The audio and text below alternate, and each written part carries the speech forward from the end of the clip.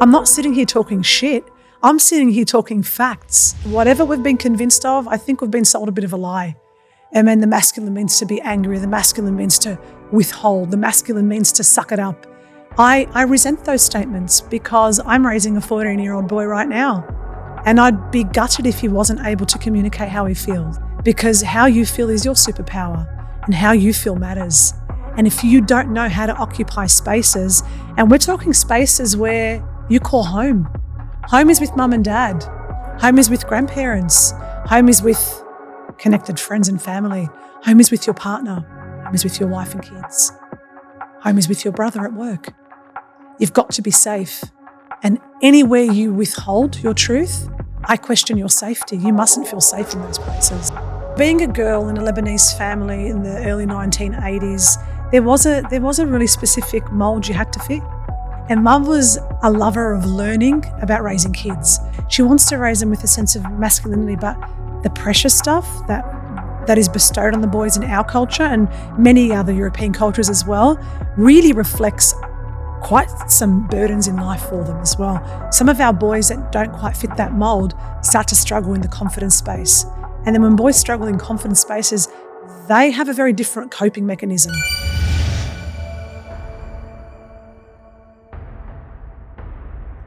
Yeah, as in podcasting, or like how did just this everything, come? Organic reflection, podcasting, everything. Podcasting. Podcasting, I'd love to know what the journey was there and the fascination too. I think it's just a good networking tool. Yeah. So I think by the end of it, you will know me more, I'll know you more, we'll have a deeper connection. Yeah. So I feel like that is one cool thing, podcasting, getting clips online, videos, sharing our personalities, our stories, our brand. Yep.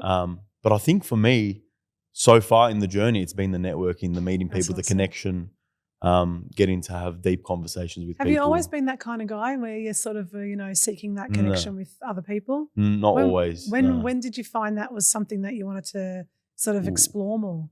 As I matured, as I became, as I worked on my insides, and I feel like as I started to connect with God and connect with people, I feel like, I think as my bond with God grew, my bond with people grew. It's amazing. I feel like I'm more selfless now. I was more focused on just myself, whereas now I feel like, focusing, and since my daughter too, I feel like that made me very selfless. Yeah, that's going to do it to you for sure. So I think just a slow progress of just Beautiful. like growth and God. Excellent. I think it's a good answer. Yeah. What about you, man?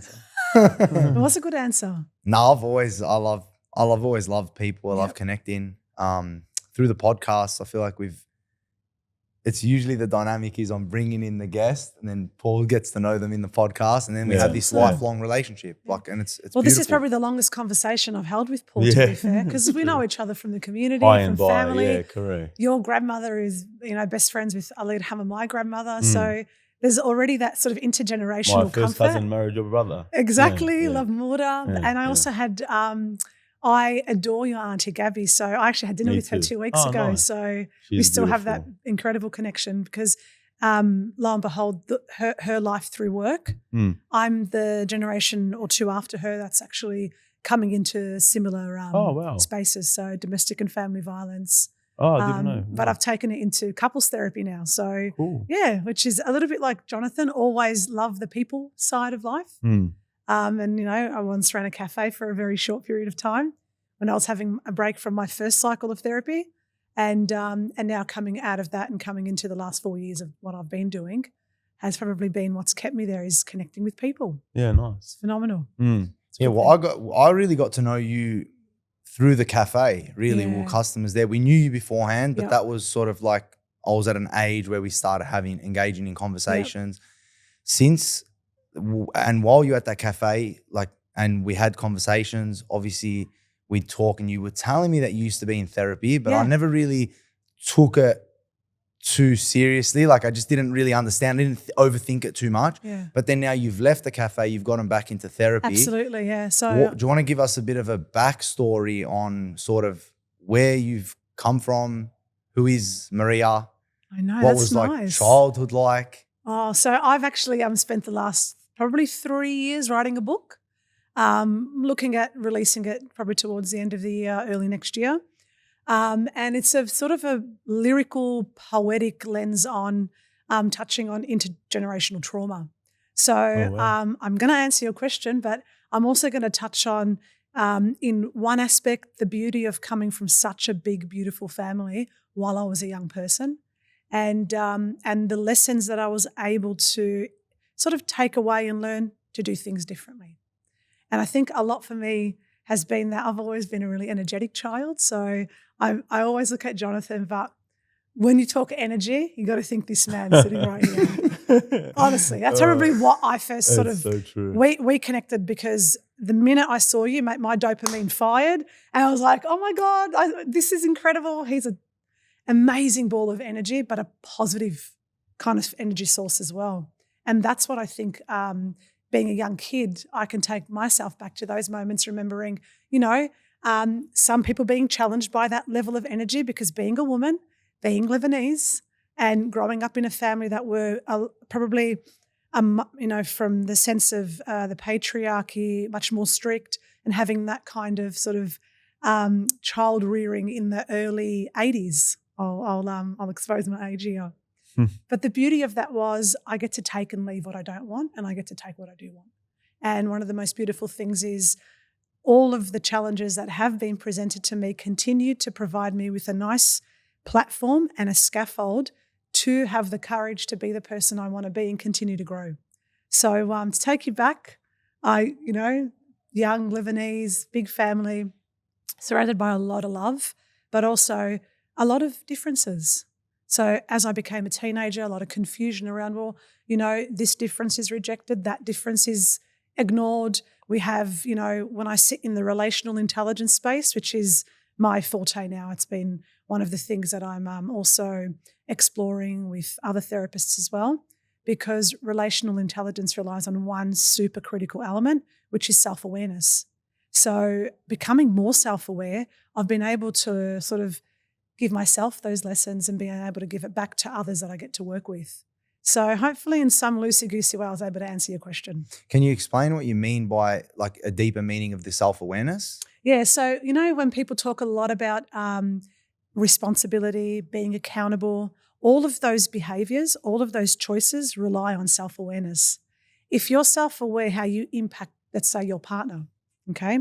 One of the things that I've learned through other couples, and I've been I've probably hit about now my close to 200th couple that I've worked with. And one of the things I'm learning that we all have in common is people sit in a really defensive and incredibly defensive space because they want to be heard. So that defensive space is just a mirror. And one thing that I've learned with self-awareness is people will always set you up to have their experience. So if someone's coming at you and they've got a grievance, it's really about not getting drawn in to experience what they're experiencing. And that's about nervous system regulation. So to take it to self-awareness, to get to self-awareness, there are elements to get there. So to have a regulated nervous system looks like you're not going to be reactive when someone comes at you with a grievance. It could be a child, it could be your spouse, partner, somebody you work with, could be a sibling, could be a parent, could be a friend. So I guess all of the lessons I've been able to sort of take all those fragments, put them in this really incredible space that I get to occupy now, is that we are solely responsible for how we behave and the choices we make. And that includes what comes out of our mouth. So that does rely on self-awareness, because in the relational intelligence space, you've got to be accountable. And I always say, never be afraid of someone who's accountable. Never be afraid of someone who takes responsibility. Anybody that can be accountable for the choices they're making is somebody you can work with. I say the dangerous space is people that always blame other people, deflect, etc. So yeah, self-awareness is really important. What would be some of your tools that you help people with their self-awareness? What would be? So I love to go back to childhood, because I think that's where most of our core wounds are first experienced. And conditioning becomes a really crucial part of understanding where we come from. But an element that's really important is understanding what your attachment style is. And we all have different attachment styles. So, we've got some people that are more anxious, avoidant attachers, or anxious and sort of, in that sort of withdrawal space that might sort of contradict the person they're with. So you'll have an anxiously attached and a person who's more of your avoidant withdrawer. And they are usually the combination I tend to work with. It's, it's the law of science, isn't it? That sort of magnetic pull. We do attract our opposites because, in some part, that person's going to reveal the things in you that you probably need to acknowledge and heal. So taking it back to understanding who we are and really what am I aware that I want to work on, not just in my relationship, but as a human being. And I think you touched on God, and I think that's a really important fragment of information because when I hear God, I hear higher than self. So when we sit in ego is a really, I call it the superficial voice in your head, okay? It's there to convince you. A bit like that cognitive dissonance theory, that anyone that you are around that's trying to convince you of something, I'd question. The question is, what do you feel? What do you need? And how would you like to move forward? And if we cut out all the noise and we could take it to a higher self, well, what would we choose then? And that's what's super crucial and important. Knowing your attachment style, understanding what your core wounds are, and taking the individual journey first. If you're able to do that in any relationship, then you have the key to what creates a very successful individual that can contribute in a relationship, and that's nervous system regulation. And if we can master that, if I could gift every human being something, it would be to have a regulated nervous system, and that's breathing. And I look at you, but it's also more than just tools, because it's as you said, it's all those things of understanding who you are, where you've come from, what are your triggers, how do you sit with them, and that. To get to that means you have to work on yourself. And then to work on yourself, then you're going to end up with a regulated nervous system. It makes sense. Yeah, but what's interesting? We don't really need regulation till we're triggered, right? Yeah, correct. When do we need to be regulated? Till someone pisses you off. Yeah, but there's also that inner operating nervous system that's going on. Always. But does that belong to you, or does that belong to the experience that might get triggered? So that's the part of working on you, knowing what's happening inside of you and how that's going to present itself in any interaction, right? I feel like you're always responsible for your nervous. You're responsible for you. So if someone is affecting your nervous system, it's not the person, it's yourself. You have control. You can set limits, right? So if someone coming at you screaming, what does that do to your nervous system? Yeah, it's hard Tenses to control straight away because it doesn't ever feel safe, does it? Yeah, that's where breath and comes in play. But calling out that behavior and just say what you see. So one of the things that we work on a lot in couples therapy is naming it. And I also do work outside of the couple spaces, with individuals in trauma-informed and strength-based approach and solution-focused therapy.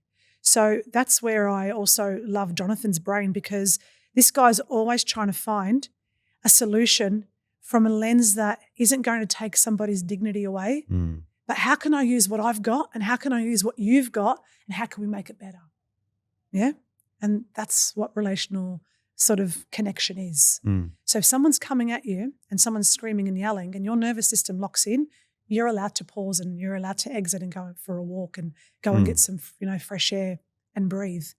But you're also allowed to call out that. So when you choose to raise your voice, because in saying to that person you're choosing to engage in this way, you're giving them their responsibility because their choices also don't belong to you. So that's the point of separation that creates a very healthy dynamic. So in calling it out, look how regulated you are. Hey, if you continue to choose to speak to me in that way, then I'm going to have to disengage because, it makes me feel shame or it makes me feel frustrated or angry. Can we find a way where we can have this conversation, but I probably would prefer you to choose another way. So find another way. That's on the other person. So like as a masculine man, that's very hard to conquer. Tell me more about that. What is it to be masculine? Tell me. What is it to be masculine? It's a very hard question to answer. It's very broad. What it means to someone might not mean to someone else. Tell me what it means to you, man. To me, what is masculine? Also raging testosterone. Yeah, I think it's just not to be aggressive. I think to be masculine is to be strong. is to be, I think, powerful. I'm not to say that the feminine isn't to be powerful too. I think we're both powerful. Yeah. I think when you are in control of your masculinity, it's important. Yeah. But what it means to me, I just think it's like. Can you think of a time Strength. or maybe an example that you may have felt in your masculine self? In a good way or a bad way? Both are welcome. Anything's I welcome. feel No judgment, like, by the way.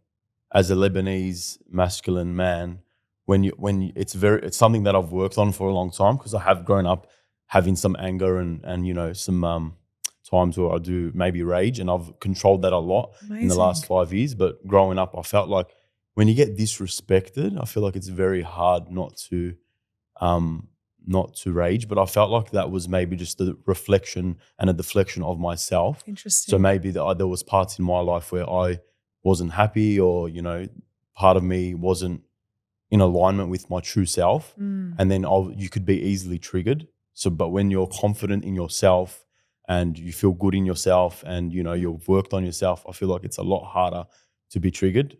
Yeah. So well said. The journey for me has shifted a lot, and I've had control of my anger, and, you know, it takes me a lot to get angry now. But, you know, growing up, it was very different. It's interesting. I actually wrote a whole chapter dedicated to befriending anger recently. And one of the things that I started to see anger as, it's that kind of heat that doesn't burn. So we don't want to scorch with our anger, but it's okay if we say we're angry. It's okay for whatever's triggered that specific reaction, for you to hold it. And holding space equals presence. Okay? Presence void of judgment, and presence void of opinion. So if you're sitting in a space with somebody you care about and you have the courage, and I think being vulnerable is super masculine. I think a power to speak your truth is also in line, not just with femininity, but masculinity as well. But we're also robbing our boys in this day and age of having a really good lens into what it means to be, you know, comfortably and perfectly who you are. Do you know we're meant to fail as humans? Why? It's the only way to grow. Right? How do we learn? I'm going to learn if Jonathan shares a story about speeding in a car, because we both don't want to get fines. And I'm going to take his advice if he saw me speeding down the street he lives on and he says to me, hey, be careful because you're going to get a fine. Now, that's natural consequence, right? The truth of the matter is, when we're dealing with truth, it's tricky, because I'm not asking you to believe my truth, and I'm not even asking you to agree. I'm asking you to hear me. And this is an act of self-love. So I think anger can be a really useful tool, and we'll always often reflect on strategies and tools, but it's the way we communicate it. And it's knowing how you feel. So having the opportunity to sit with somebody you care about and having the courage to speak on it, I think is an act of great self-love. And to me, I would say would define your ability to be in touch with your masculine energy. Because whatever we've been convinced of, I think we've been sold a bit of a lie. And then the masculine means to be angry. The masculine means to withhold. The masculine means to suck it up. I resent those statements, because I'm raising a 14-year-old boy right now. And I'd be gutted if he wasn't able to communicate how he feels. Because how you feel is your superpower, and how you feel matters. And if you don't know how to occupy spaces, and we're talking spaces where you call home. Home is with mum and dad. Home is with grandparents. Home is with connected friends and family. Home is with your partner. Home is with your wife and kids. Home is with your brother at work. You've got to be safe. And anywhere you withhold your truth and withhold that, I question your safety. You mustn't feel safe in those places. But I agree with you to the extent, but then there's like the masculine energy sometimes. If you want to be vulnerable, then I see that as more of the feminine side. And I know you're saying that it could be a lie, but then there's also the fact, as a male, sometimes in front of your family, like if I'm being vulnerable with you, it's great, because then we can build a connection. But when you have like a wife and kids, as a male, sometimes you need to make them feel safe. So if they know how you feel all the time, then they might not necessarily feel safe. So you need to create a safety for them in the way they perceive you as this alpha, as this dominant character that nothing can break, so that they feel safe. Because if they think that you're scared of things, or we're all going to be scared. Sure. Yeah. But they can't know that. Fears of fact. They can't know that, because then how are they going to feel safe living in the house with you? Okay. So do you like to be challenged back? Is that cool? Yeah. Amazing. 100%. All right. So when you say safety, are we talking physical safety? Are we talking emotional? Are we talking fair That's a very and good question. honest? What are we talking I'm here? talking more from a physical standpoint. Like you're walking in the street and there's other dangerous characters walking around. Yep. They need to feel safe with their father. I agree.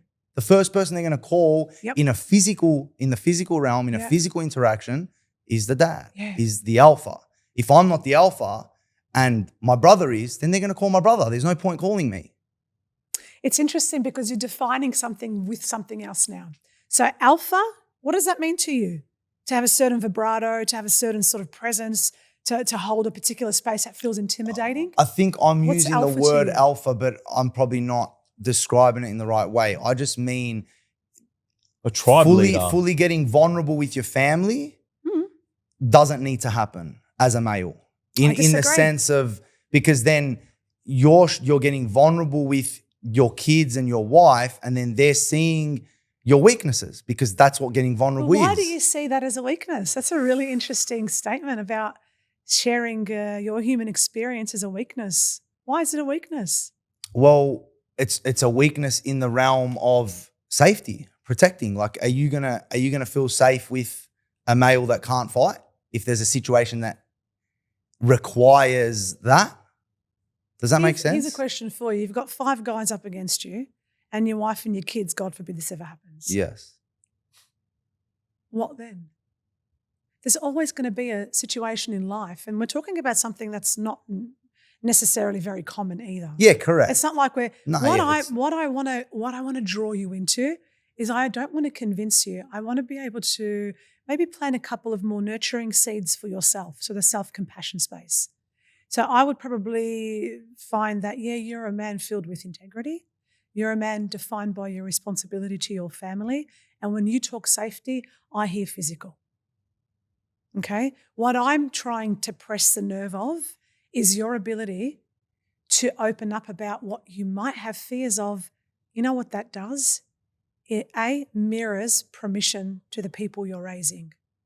It's safe, I'm safe. I get scared too, Dad. Yeah? This is what I'm talking about. Yeah. These I think on an emotional level, not the non-physical, on an emotional level, then definitely you're gonna get vulnerable. You're gonna talk about emotions with your kids. You know, you're gonna feel love and gratitude. They're the main things. But in terms of like the physical realm, they need to feel safe. Sure. So there is a level of upholding a certain masculinity in front of your family. But I'll challenge that, because as a woman, and as a woman who is also pretty responsible for her own children, as a single woman too, in terms of single mum, I take that with a great deal of pride, and I'll meet you at that measure.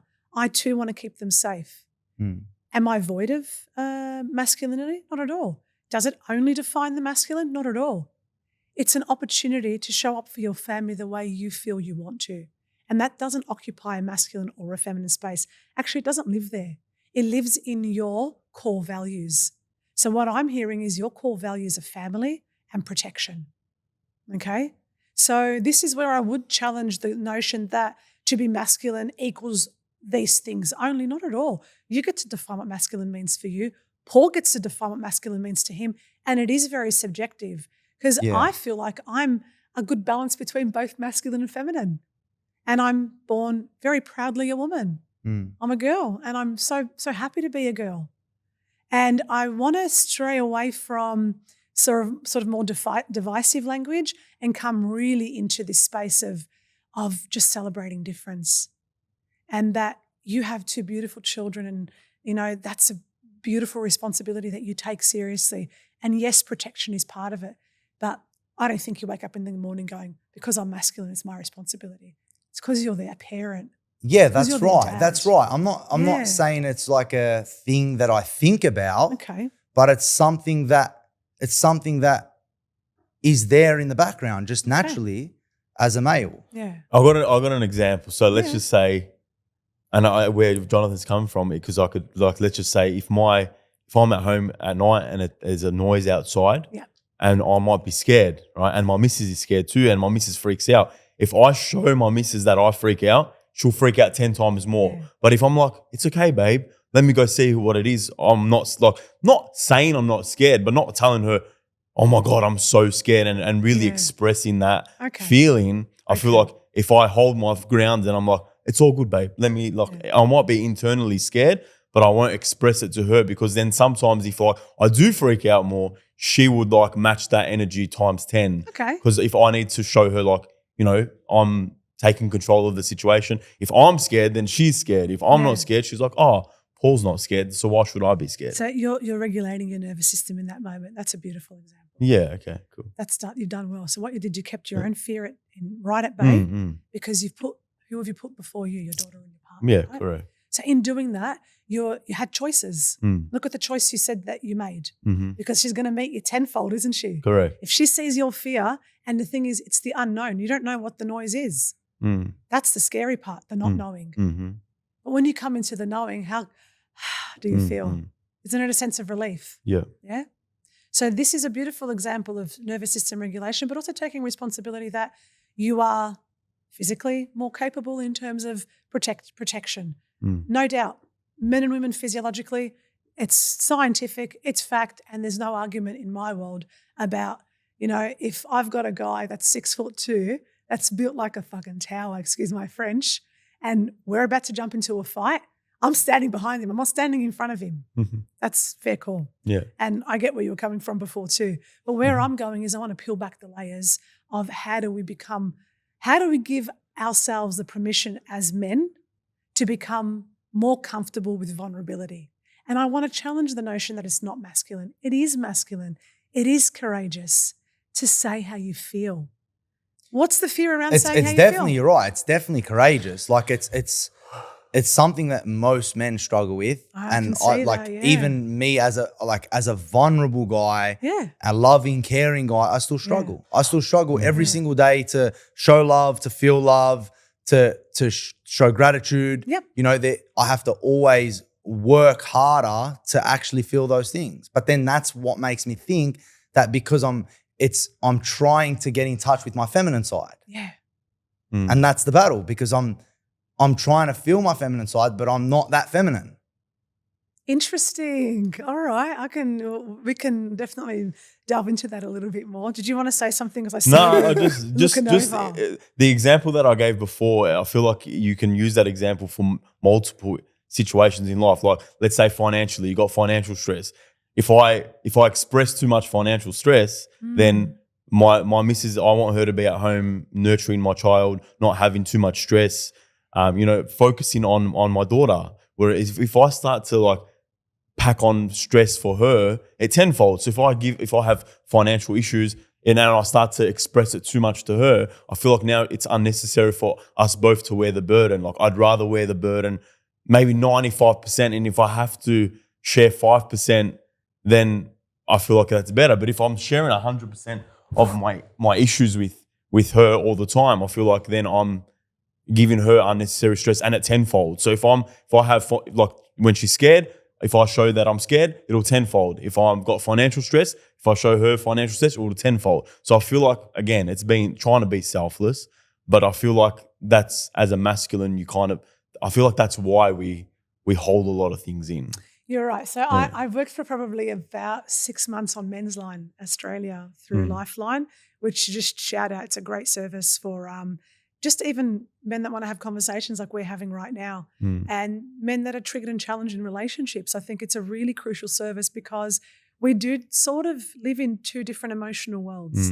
And I do want to peg the emotional as a very specific, provocative statement, because we're not in a sort of more of a social science lens given the same rearing. So we're not conditioned in the same way. And especially if you come from cultures like we come from, our background, which is heavily patriarchal. And that's what I hear in you when you talk about your responsibility, man. And then I want to know, do you know what chronic stress is? Do you know what it means to hold something that's providing you internalized struggles that you never get out? Do you have somewhere to go to talk about the stress that you might be holding? If it's not your partner, who would it look like? Your brother, maybe? God. Okay. Yeah. And this is what we talk about, the higher self, don't we? So you do have an outlet. And what does that outlet provide you as an individual? Stress relief. Right. Yeah. Tell me a little bit more about it though. If I feel like I'm in fight or flight, or I'm highly regulated or irregulated, Yep. I will do my yoga practice. I'll meditate. I'll speak to God, and I'll say, "Please take my stress." My burdens too. Yeah. And after a 20-minute meditation, there's nothing that I can't get an answer to. That's amazing. Yeah. So what we call that is an elimination process. And an elimination process isn't learning to live with the chronic stress, but it's learning to eliminate it from your existence. And when we talk about energy, because we're balls of energy. That's what we are. It's what we attract, what we also deflect. What I love to do is I always say, fear isolates, growth invites. And this is what I'm doing here. So you found something that worked for you, and that's wonderful. Jonathan, would you agree with Paul when it comes to things that start to sort of stress you out? That no longer sits in the male-female space. That just sits in the individual human experience space. Yeah, 100%. So how do you rectify and acknowledge, okay, this is creating stress, it's feeling burdensome, what do I do now? Well, I don't think day to day I'm sitting there trying to differentiate what's masculine and what's feminine. Okay. It's more just you just flow through life. Everything's just energy, emotion. And really, like, when something comes up that's stressful, you like you said, you just got to regulate your nervous system, and build up the resilience so that things stress you out less and less over time. Because that's the growth. If something stresses you out, then it's like when you train a muscle, you're stressing out the muscle. And then the next time that weight shouldn't stress the muscle, you have to go to a heavier weight. Yep. So it's that training too, and being able to adapt and then take on that stress. And the next time that thing shouldn't really stress you out because it stressed you out before. You should build the resilience to it. Because what you've just told me now is it's a practice. So is communication. So are the skills that you'll learn along the way in life. And if you ever go through the therapeutic journey, you'll always learn. It's like having a toolkit that you just can't see. It's not. I feel like dealing with stress. It's a part of life, and you're always going to have adversity. Sure. And it's something that you're day to day. I've got adversity every single day. But if I don't learn and grow from it, I might as well just stop doing everything. But I feel like I remind myself that this too will pass, whether it's good or bad. So always be in the moment. Whether it's amazing thing happening, this too shall pass. So I know, okay, let's be here right now and enjoy this, because one day it's not going to be like this. And again, on the opposite notion, this too shall pass. When you're in something really bad, this will pass. But I feel like it's a superpower, and I say this all the time, it's a superpower to be in a moment and feel the stress and understand, have the knowledge to know that one day this adversity will be my growth. I will look back and I will know that this year was the best thing that ever happened to me. I will look back and know if it wasn't for that situation, I wouldn't be where I am now. But it's about living in that in the present. And I feel like that's a superpower, to know and to go through enough adversity in life to understand that. I feel like people go through it and they still don't see it. It's about self-awareness, understanding, looking back, knowing, okay, there's a pattern here. It's happened for my whole entire life. Look at the pattern, be self-aware, understand. I feel like to me that's a superpower. So I feel like I'm never too high, never too low, just kind of where you want to be, no matter the situation. Well said. And I think a lot of that sort of is reflective in one of the modalities that I work in. It's called emotional focus therapy. It's about acknowledging that you never blame a person. You can talk about the condition of their upbringing. You can also talk about the lack of maybe the skill set in the tool space. But what's really crucial is that we look at the problem as the problem, not the person. So we separate the blame. And then one of the really important things that you mentioned was patterns and cycle breaking. So I take a major responsibility to break patterns and cycles. But I guess, the closer I am in my spiritual journey, I sit in the gratitude space as my form of stress elimination. The minute I feel it, I hold it. I feel it, I name it. I want to sit with it. I want to unpack it with myself. Why have I been triggered? But I also acknowledge that I have choices here too. Sometimes just breathing is a choice. Sometimes it's a really good one too. Because there's only two things in life you might ever regret. And there's two things you can never take back: time and words spoken. So choose both very wisely, I say. And that's why the practice of healing becomes a very communal one. This is what we're doing. This is communal. We're sharing a bit of our histories, and they're sort of colliding in a really beautiful way. We get to sit on a couch with a microphone, have a really nice guy editing the video later, and, sharing, well, look where life has brought you. And what you just said about adversity, I hear maturity. I hear tough life experience. I hear accountability. And I hear hope and somebody who's got a really clear path that is serving him. And there, my friend, you found some purpose. And I think people that lack purpose, that's what they're missing in their lives. So I think really amazing, very wisely said. Thank you. But you, Jono? What's going on in your mind? Is purpose an easy thing to find in life? Like in your, it's a good most question. people you talk to, do they have purpose? Have a they lot of found people it? struggle because we live in a conditioned modality. So we really do tick the boxes. We're great box tickers, by the way. It's where we come from has told us the expectation. So they've set up the expectation because you're a boy, this is what your recommendations are, and this is how you should behave. And then because you're a girl, what if you don't fit that mold? What if other things give your spirit excitement? And I say, disappoint everybody, but never disappoint finding your purpose. And that's where I say joy lies. And it's never work when you're actually enjoying what you're doing. And I really honor individuals who have the courage to completely find, sit, swim, submerge themselves in this thing called purpose. Because that, my friend, is where you find the point of being alive. We're here to grow our souls. Yeah. So if we're busy living someone else's life, well, you're moving further away from that purpose. Get busy living yours.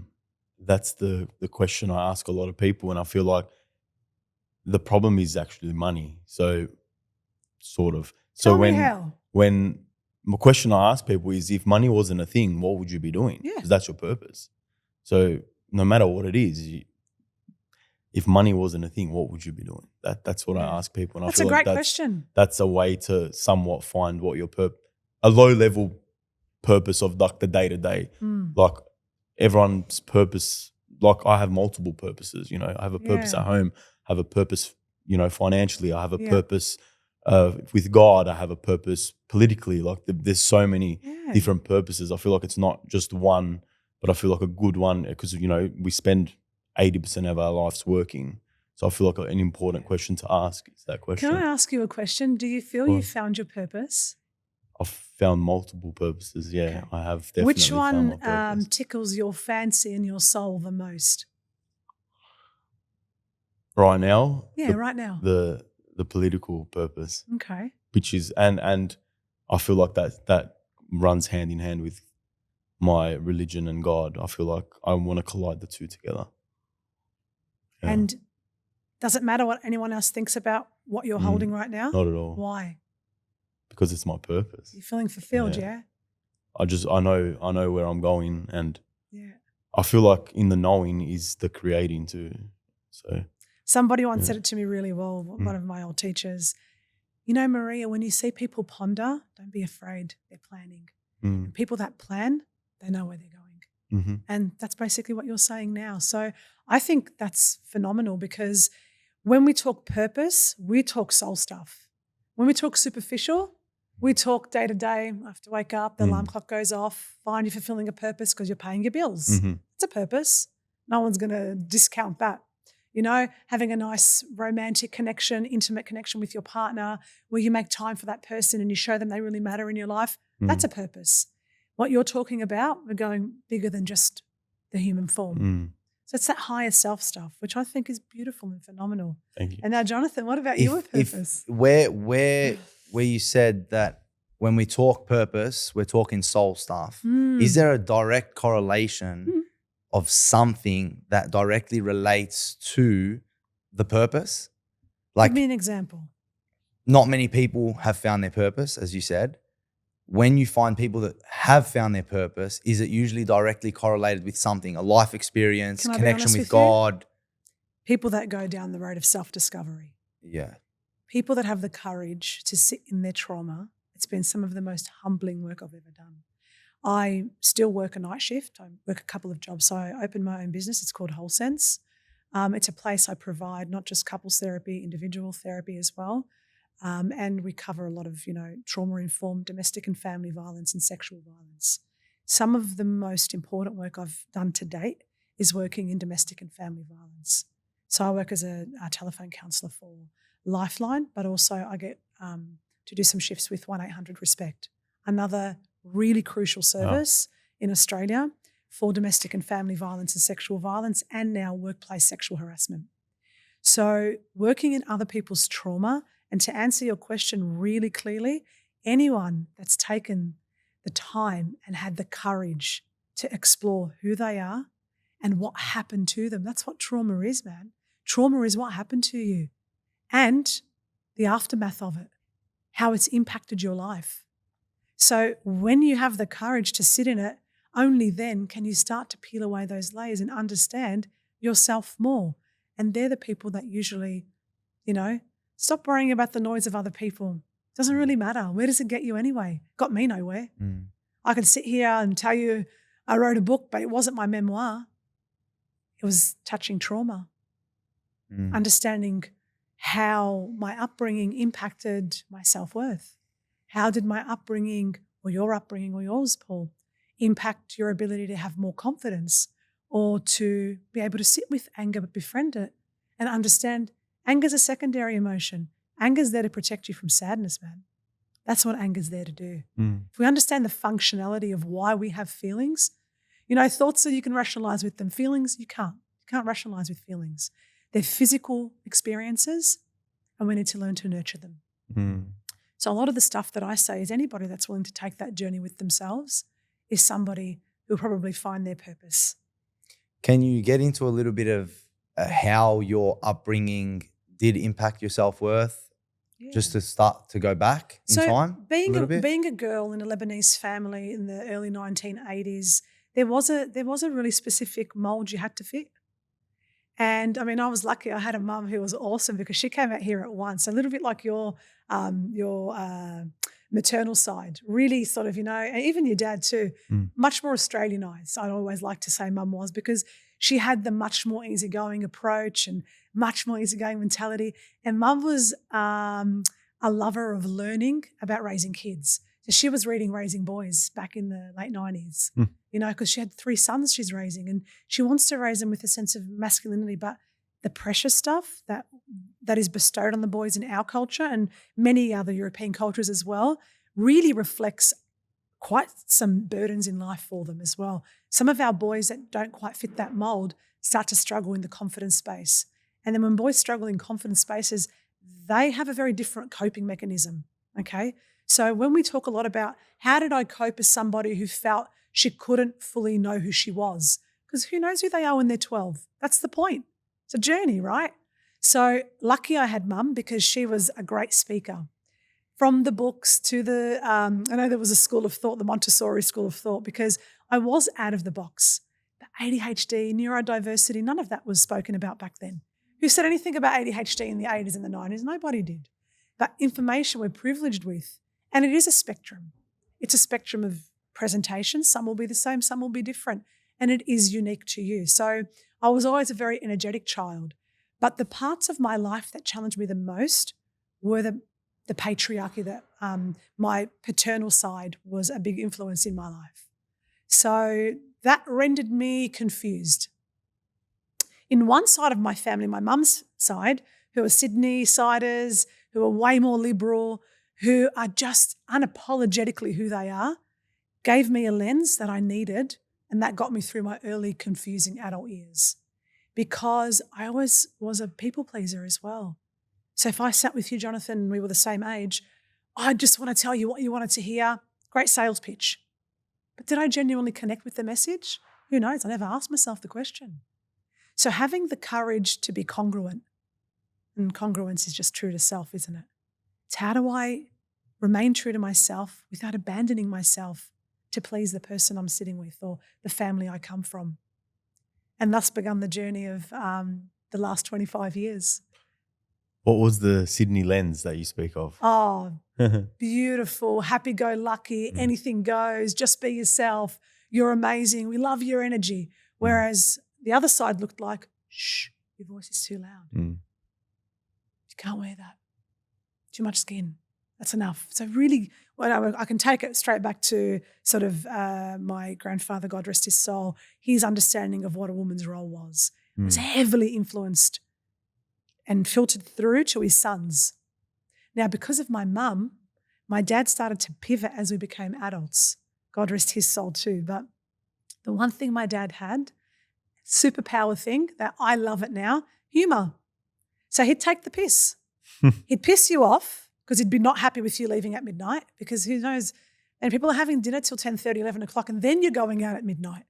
He was not happy. So he would let you know he wasn't happy. Sometimes he'd be quite aggressive because he wanted you to hear him. And that hearing him meant, I'm going to control you, you're staying home.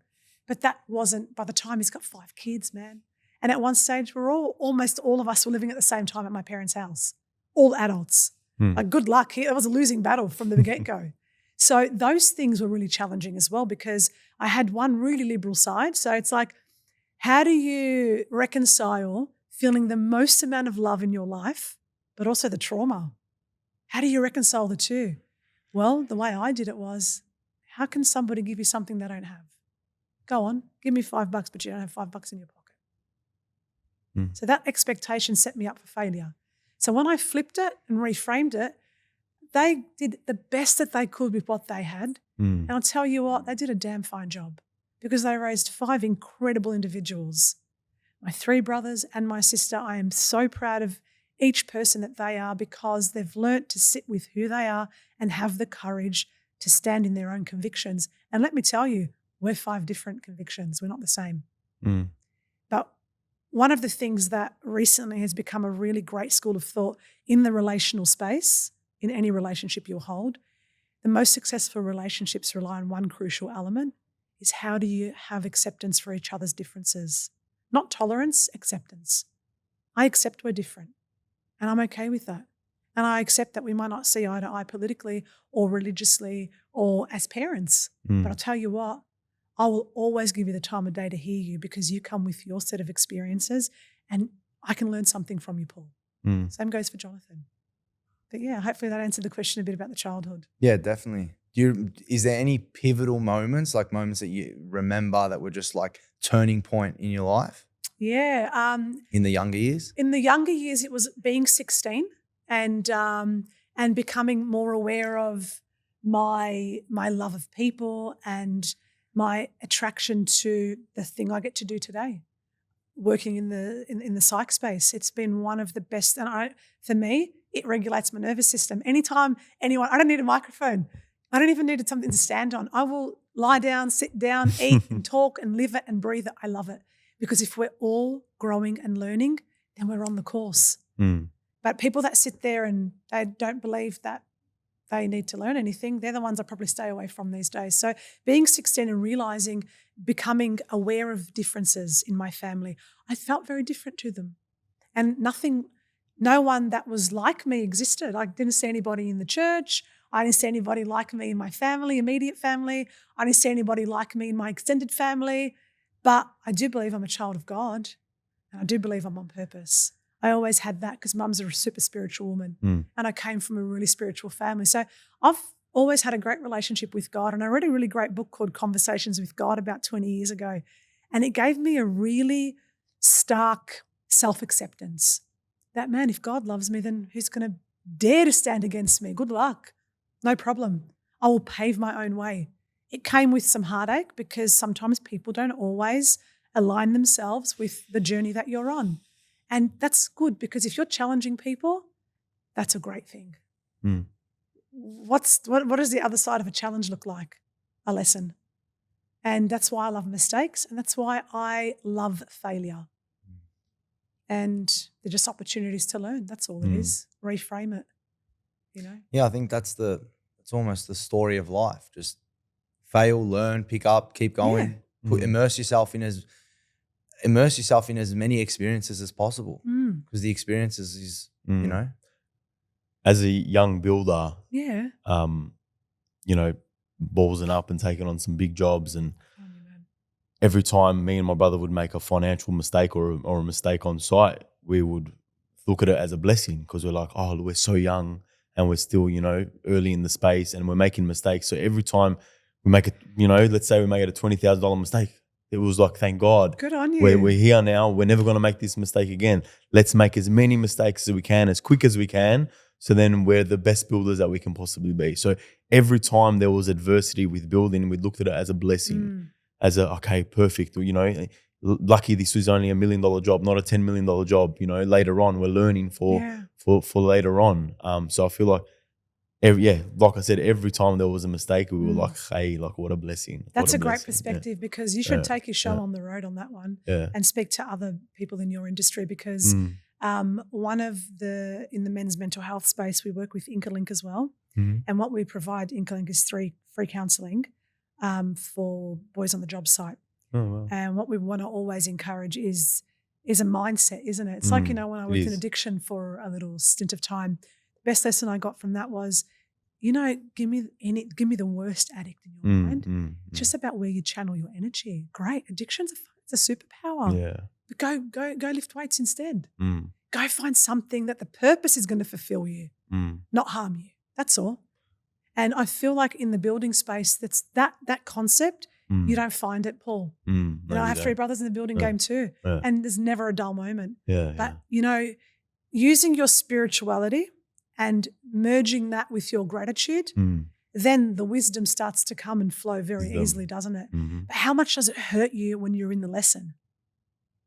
So to access those things, that takes a certain level of tenacity. Not much anymore. Let's say it used to hurt for a day. Then I narrowed it down to 12 hours. Then I narrowed it down to 6 hours. Good now for I you. narrowed it down to like minutes. Yeah. So it's like, it's a practice.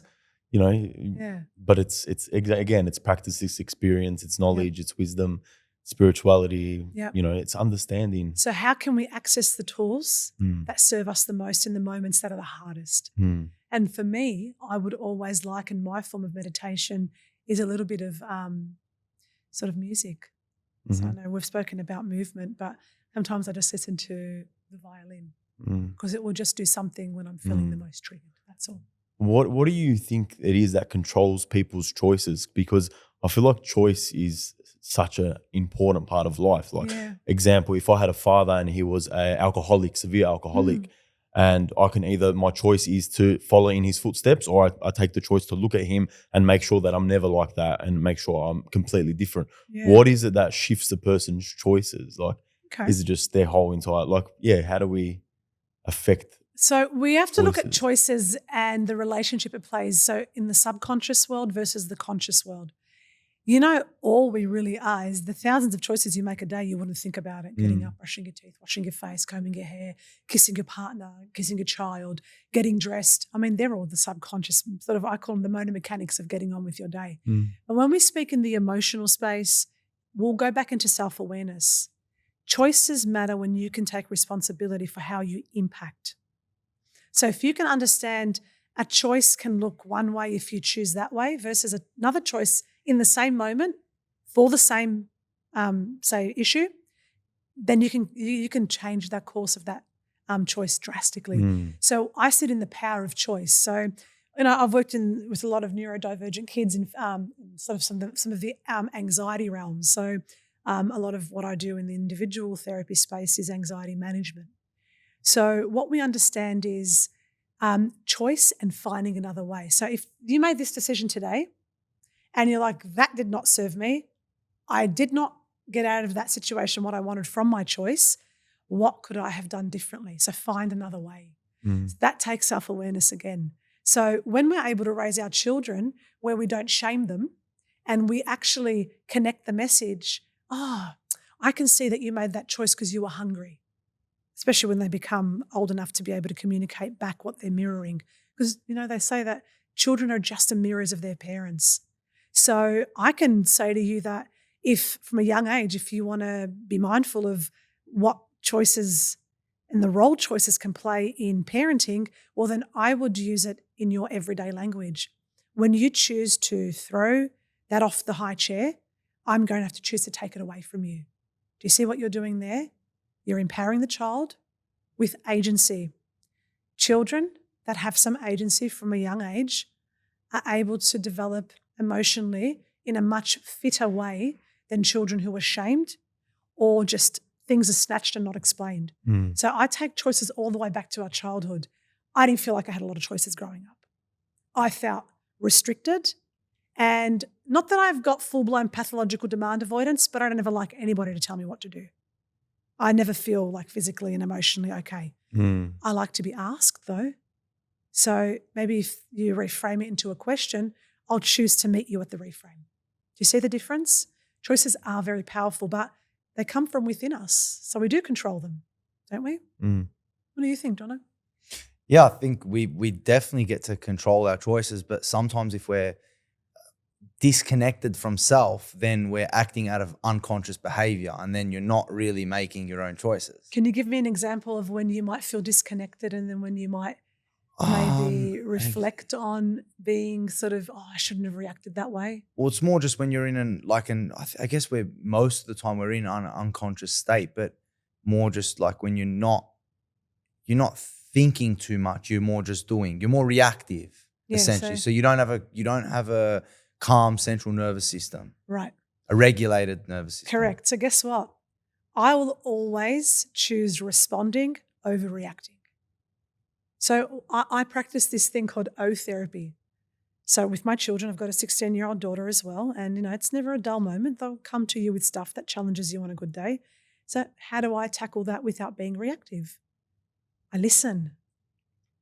There's one crucial element to everything that makes your world flow much easier and also much more congruently in that truth space.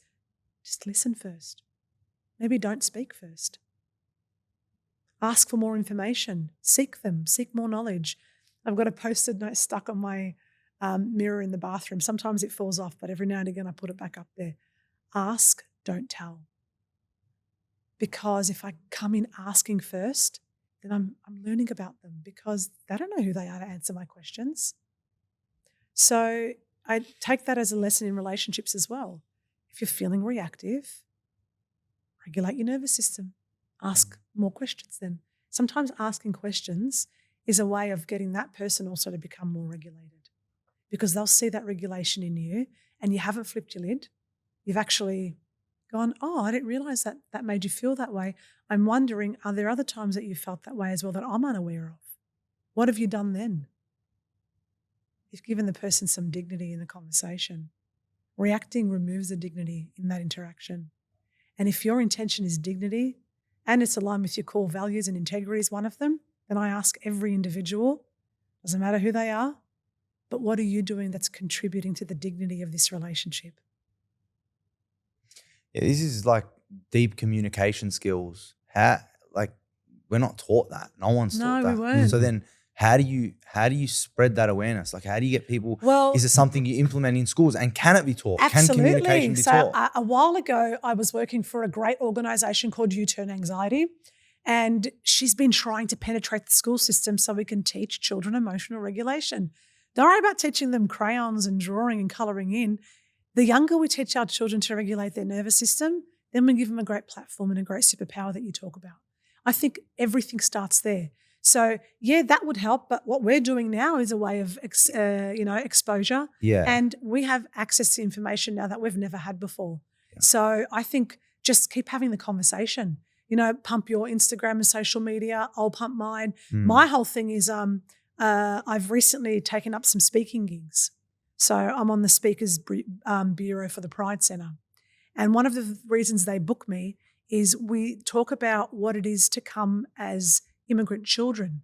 So we're the offspring of immigrant children. So children that grew up in another country with another culture who don't identify with the country's culture that they live in.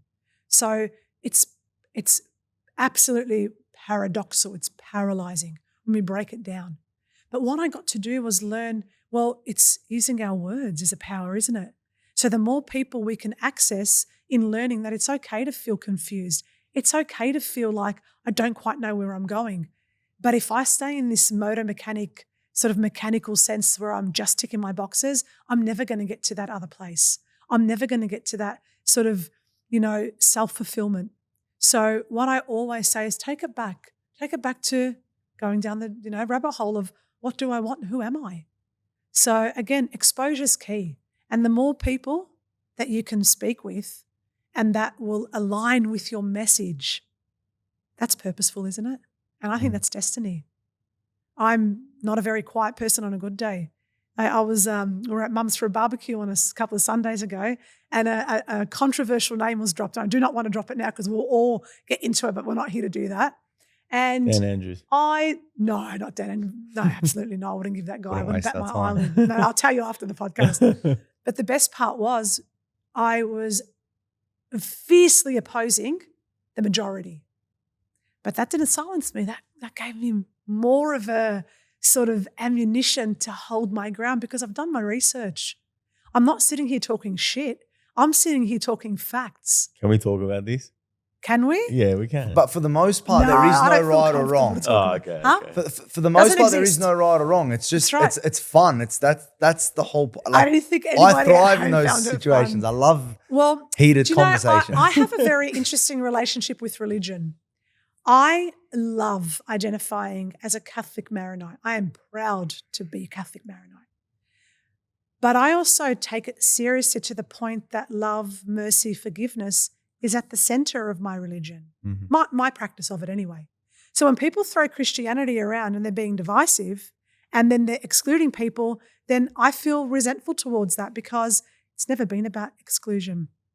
It's always been about being belonging. And that's what this day and age is missing, the sense of belonging. Where do we belong to each other anymore? We don't. We've lost that community spirit. That was done a decade ago, if not longer. But where do we belong now? I have the most incredible conversations with one of my closest friends who is Muslim and proud, and I love talking to her. And I love the way she loves Islam because there isn't one way we can prescribe to in this life. There are multiple ways. And everyone's experience is unique to them. It's subjective. So who am I to tell somebody what they should or shouldn't say or do or feel? Instead, I'll ask you, what was your journey like? What were the things that led you to feel closer to God? Answer that.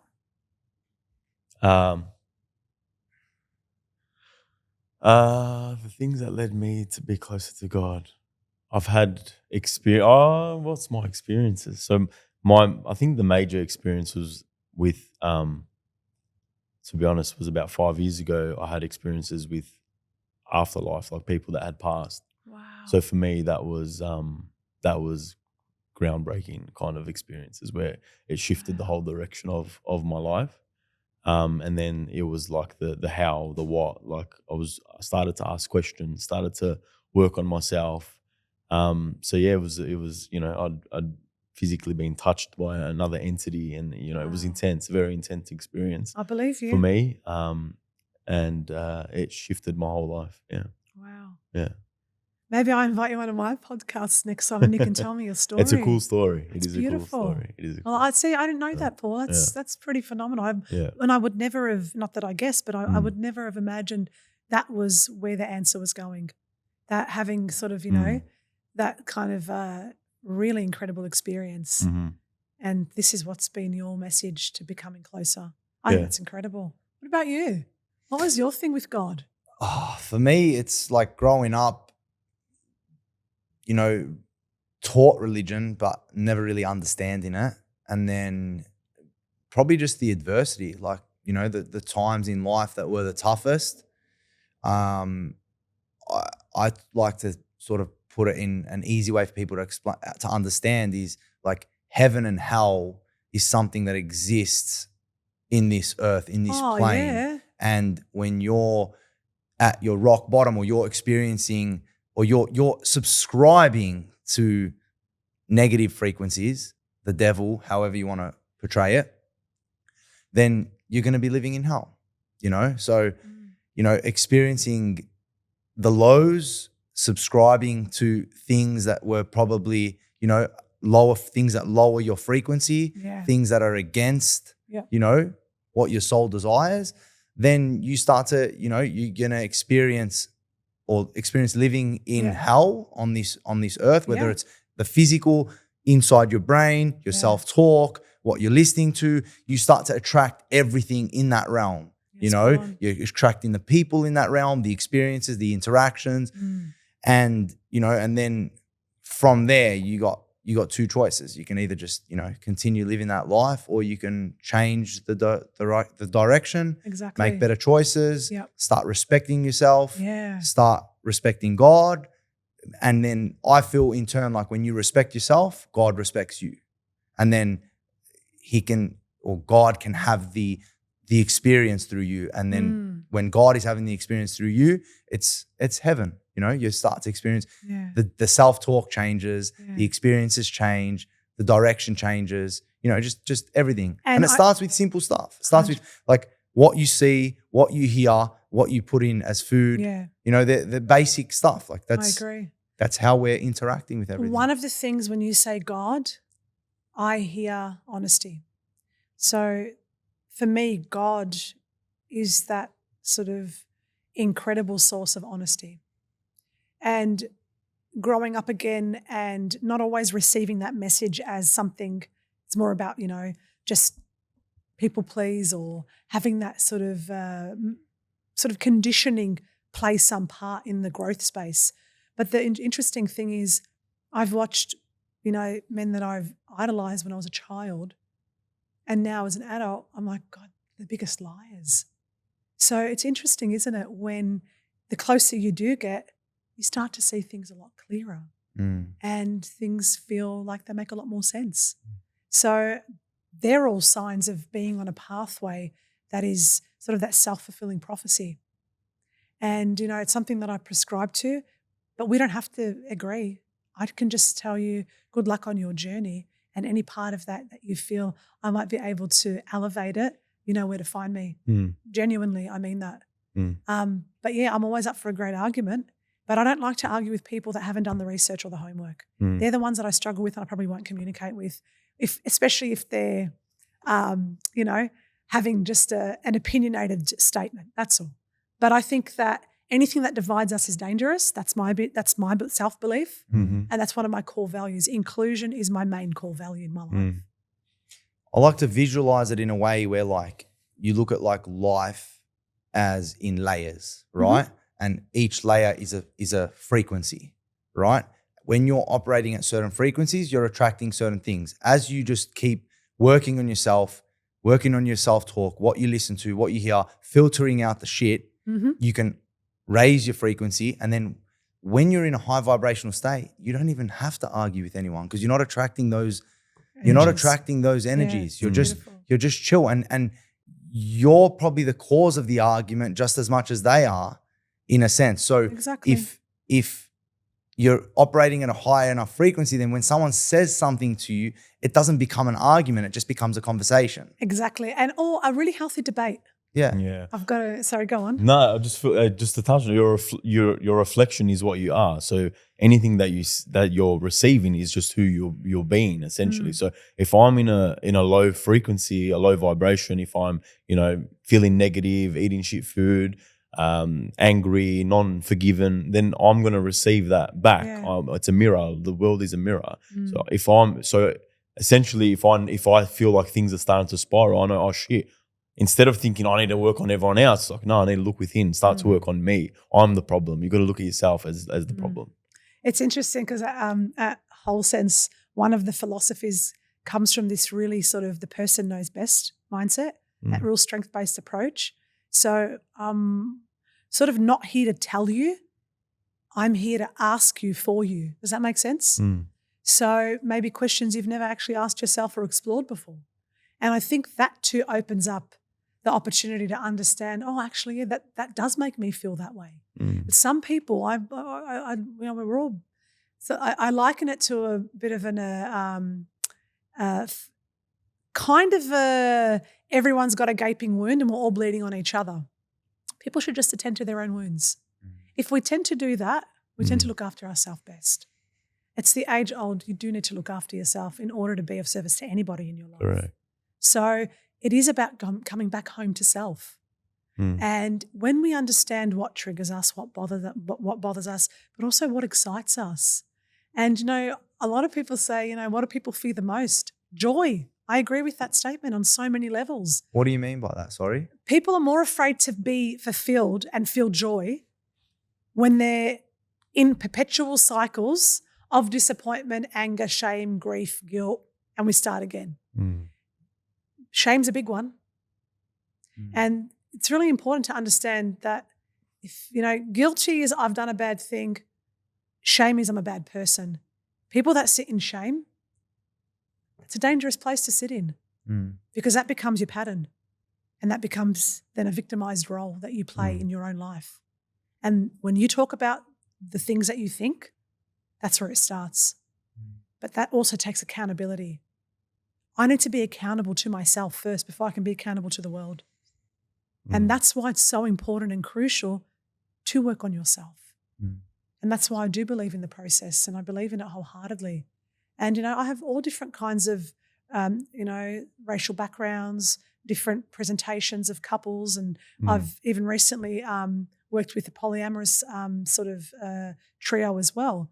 And although that challenges my understanding of another way people choose to live polyamory, I don't have to agree with it, but I can hold space for it because it exists. And I'm not afraid to explore it.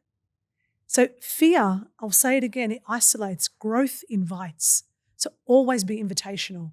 And that's really the message that from my own branding, from WholeSense, as Maria Kairouz, as somebody who's a working walk in progress.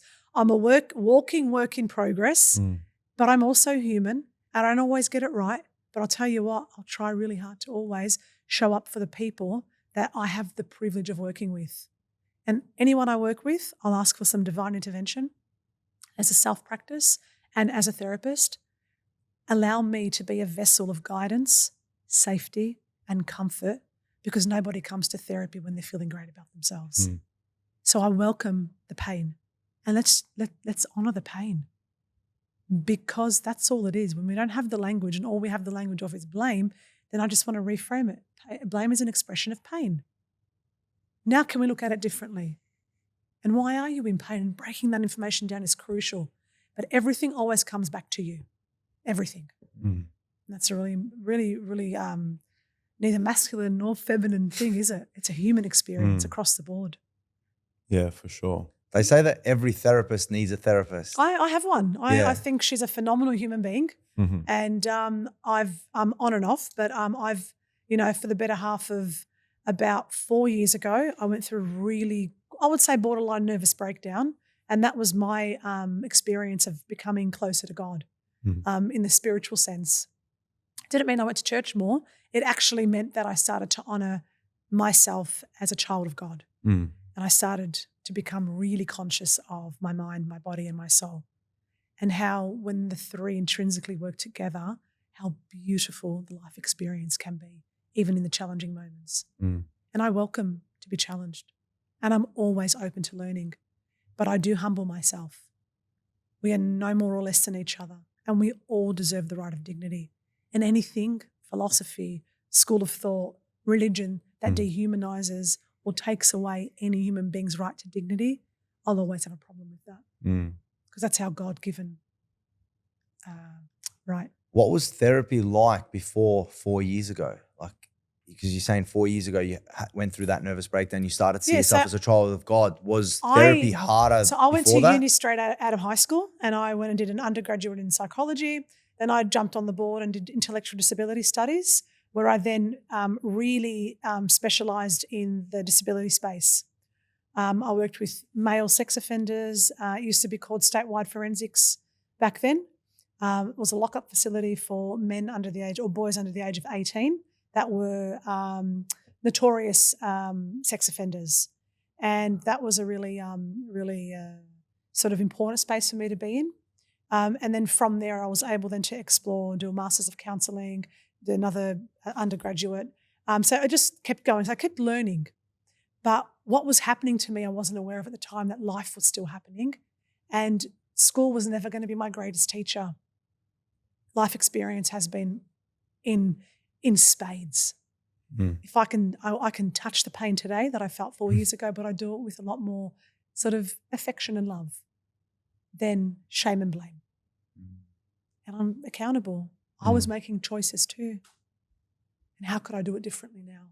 How can I be more congruent? How can I be more self-aware? How can I be on this journey? Because look how much fulfillment it's giving me. And when you know better, somehow you just tend to start to do better. So I give everybody the right to their journey, no matter where I meet them at. But sometimes I do need to remind myself that some people have not met themselves at the measure I've met myself. So I don't hold any expectation or judgment or opinion. So I learn more, I ask more. So, you know, what measure have you met yourself at? I'm not here to tell you. I'm here to learn about you. And I'm here to see where in my, educational experience, but also my lived experience, I might be able to insert a seed that then you can water the garden of. And you can allow it to bloom and you can look after it. And that's why therapy for me is such a crucial place, because I heard this again recently. If only reading books worked, therapists would be out of a job. But I believe in the power of books as well. I've read some incredible books. You know, when my dad passed away and the journey through grief was horrendous. I never experienced that kind of grief before. I didn't know what to do. And when I say it hits you like a wave, it's a wave you'd never see coming. It completely annihilates you from an emotional, nervous system and the most confusing experience of my life. But then when you touch your experience with what brought you closer to God, you're talking about people that have passed. So do I really believe that people don't die? I'd probably say to you, yeah, a lot more now than I did when I was first experiencing Dad's death. And it was a bitter one too, because he was so young and I felt robbed. But now I see it differently. What a gift. That's amazing. See, so the reframe is so important. And yeah, so I think, you know, in terms of poets are our therapists as well. Never underestimate Khalil Gibran. He's like a bit of a co-parent for me. Have you ever read Your Children Are Not Your Children? No. All right, that's what you have to read. He says an amazing line in it. Your children. I've heard it. I've listened to it. I've listened to it as like a 4-minute clip. Every time I'm challenged by my kids, this is my go-to. Your children are not your children. They are the sons and daughters of life's longing for itself. They come through you, but they're not from you. You may house their bodies, but you may not house their souls. You can strive to be like them, but you can't make them like you. The minute I read that, I'm like, just go back to being the humble mum. Don't tell them how they should be. Yeah. I feel like everything, I'm going back to religion, but everything in the Bible is like a hack for the real world. Like, it depends on who's reading it though. Yeah, I guess. But like faith, having faith is like is one thing. Forgiveness is probably, in my opinion, one of the biggest things, because and seeing it in real life and understanding it, it's a superpower. Yeah. It's honestly, it's a make or break in your whole entire life. Yeah. There's a guy, me and Jono know, he's probably in his 60s, maybe 70s. He broke up with his partner when he was young, maybe I think it was like 30 years ago, and he talks about it every single day of his life. What does he talk about every day? Him and his partner breaking up and the adversity they had, and he's riddled in inflammation. His whole body is riddled in. He can barely walk. You can see How long ago did they break up? 30 years ago. And he's still talking about it.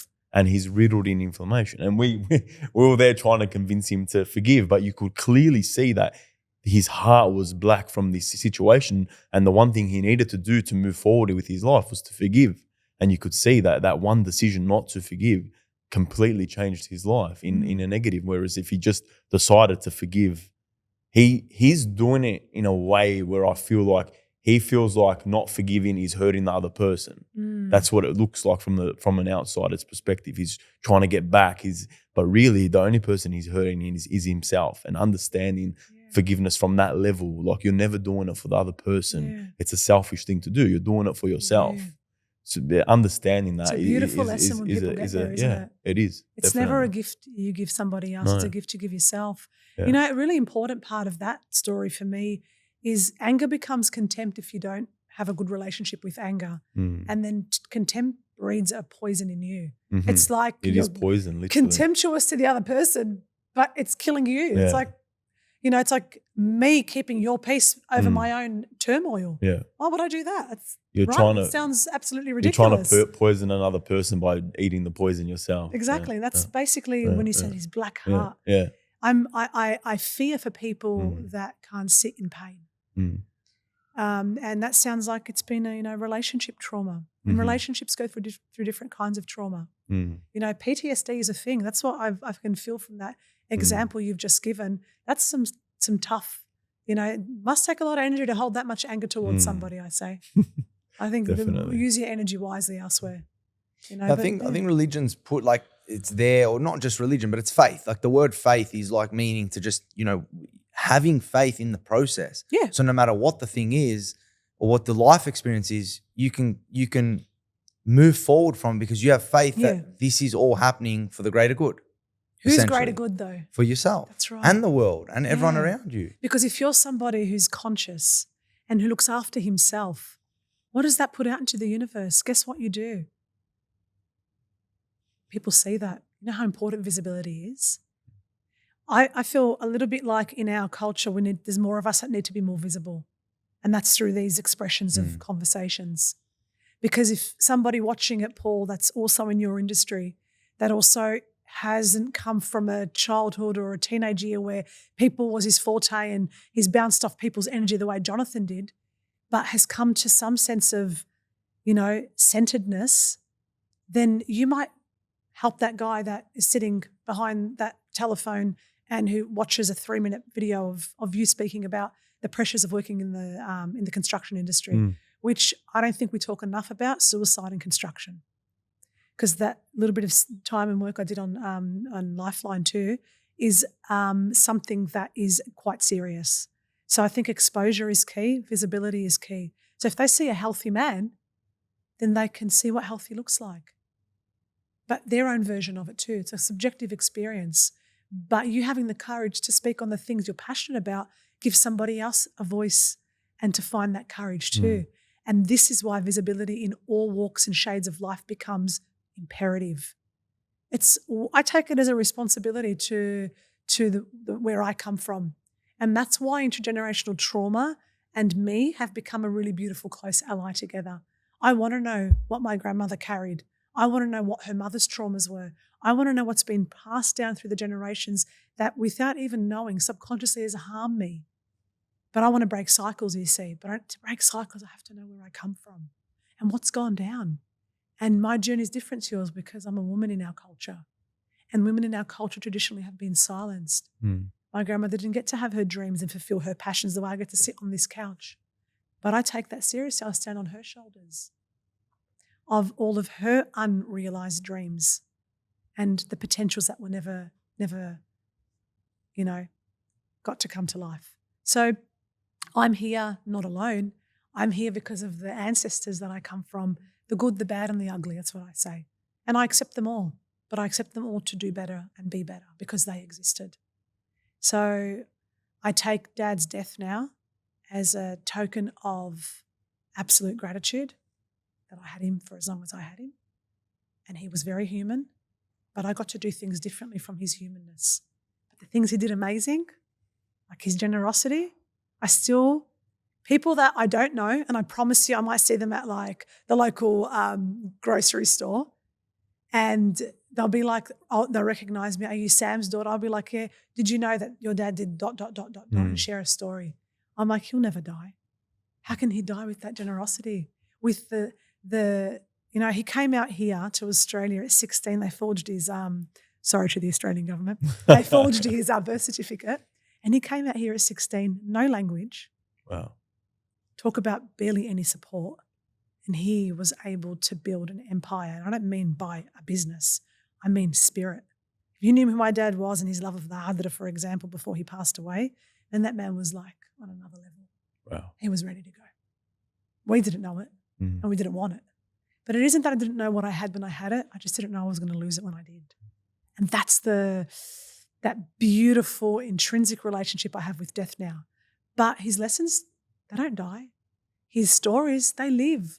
They don't only live through his wife, who still metaphorically keeps his shoes at the front door. I love her. She's amazing. She's like, your dad's shoes are still here. No disrespect. I'm like, absolutely, Mum. But the beauty of it is that she keeps his energy alive. His 5 kids keep his energy alive. That's the legacy I'm interested in. Not because he wasn't fallible, man. He made a lot of mistakes, but he was humble. And my dad always came back and said sorry when he overstepped. And that was something that I learned from him and Mum, because in his aggroness at times and his overwhelm and his stress from carrying the responsibility of his family, not his immediate family, we weren't a massive responsibility compared to the one that he brought over. And that for me doesn't mean that I repeat that and I allow abuse to be permissive and people to use and abuse, but I take that as a lesson. How can I do better? And how can I care for my own so they get more of me? And that's become sort of to a little bit of philosophy. It's beautiful. Sound philosophy. What's like one of the most interesting things about intergenerational trauma? People telling the truth. People hold a lot of the hard stories and they struggle to tell the truth. And that's hard because I need to see that truth told to tell that truth. And I don't know the truth. But learning sometimes do they know the truth? Yeah, sometimes I just choose to say I'd rather let it go when the person passes on, because I want to know what that person's trauma was. Because, sorry, go on. Elaborate on that. Sorry, I didn't understand. Yeah, so for example, I was recently really interested in my grandmother Jamel, my mum's mum. I wanted to know what her whole full story. Don't give me snippets, because at 13, she thought she was going down. Shout at her. She got married at 13. She was going down. She thought getting married was going to the milk bar. You have a chocolate, you dance a bit, you get to eat nice food, and then you go back to your mum and dad. Yeah? Talk about innocence, yeah? Yeah, it's a very similar story to my grandma. Yeah, so then for me it's like, how has that impacted the way women were viewed and however we carried that on and that on. So intergenerational trauma are what were the things that happened before you were born, and generations, I'm talking, back as far back as I can possibly understand. And we don't get given a book of what their life was. So you have to collect these stories while they're still alive. And by the way, I'm going to make a date with your grandmother. Which one? Yvonne. Oh, nice. Yeah. Because I've got a lot of stories I want her to tell me, because she was best friends with my grandmother. Oh, wow. And that just on another note, she remembers everything. Your has auntie told me. Best memory. Man, she remembers when she was like 12, what she did. Like, I don't remember what I did yesterday. That's She's incredible. So, man, I sit with her for hours and she tells me stories. That's my next hit list, and I'm going to I'm going to ask her if it's okay if I record it. Yeah. Because through the process of writing the book, and it's actually titled, "What Are We Searching For?" It's just a question, right? Can I ask what? Because I really love where you're going with it. What's the objective? What's the goal? So let's say if I want to go down this rabbit hole and I get information, what do I do with it? Like, let's say my great-great-grandfather was, stabbed in the back of the head or some traumatic thing. Like, what do you do with that information, and how do you make it better you as a human? Well, I think for me it's to know, I guess the timeline is really important for someone like me. And I'm a collector of stories. I really love stories. Because it's fascinating, because we don't live the same life as they lived. But what it does is it allows cycle breaking to happen. So what I believe is in every generation there are what I call transitional characters. And I mean, there have been some incredible TED Talks done on some transitional characters in families. Every family will have a transitional character. You guys are in yours, where they do something completely different or introduce something completely different that maybe before them wasn't ever allowed or didn't have the courage. But I want to know before I'm going down that road. I want to know what role has sexual abuse played in our families for the last 100 years, boys and girls. We don't talk about that, do we? Never. But I want to have those conversations, and I want to have them with boys just as much as I want to have them with girls. Because it wasn't until I was working in the sexual violence space that I realised it's an epidemic, but an unspoken one. And this is where visibility becomes really key. So when we can empower people with knowledge and tools, that's great.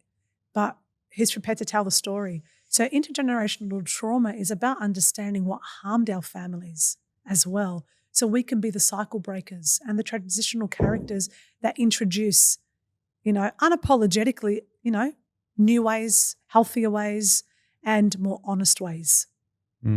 So that's why it's so important to me to have the conversation. But really great question. Is that one of the biggest intergenerational traumas that you mainly deal with, sexual abuse? I think all of it. So domestic and family violence is a big one in our culture.